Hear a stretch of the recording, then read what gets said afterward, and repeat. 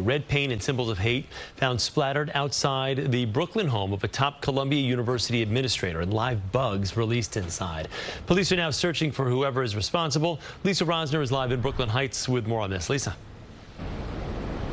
Well, Chris, in addition to the paint, as you mentioned, police say these vandals left live bugs in the lobby of the floor, a letter, and perhaps the most troubling symbol behind me is these upside down triangles used by Hamas typically to identify Israeli targets and also used by the Nazis to tag prisoners during the Holocaust. Right now, police are investigating this as criminal mischief, though it has not been deemed a hate crime.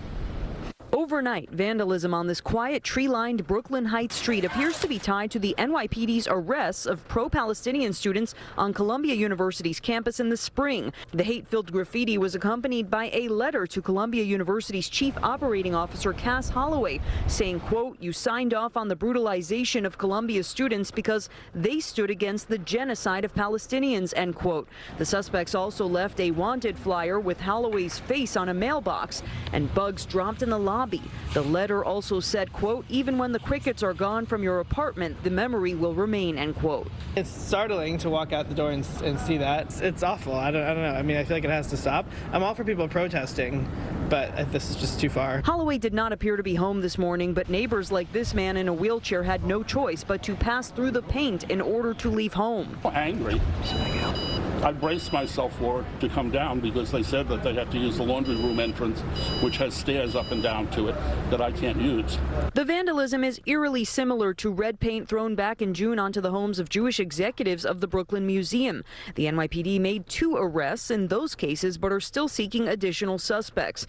This comes days after Columbia's president said she's considering giving campus safety the authority to arrest people this fall after protests and unrest on the property during the spring semester.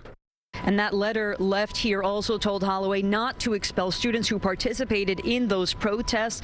Police are still canvassing for surveillance video to determine who was involved. Right now, they have actually not connected this to the other similar incidents that I mentioned. A Columbia University rep said it condemns this and that anyone who's found to be involved will be reported to law enforcement. We're live in Brooklyn Heights. Lisa Rozner, CBS News, New York. Lisa, thank you.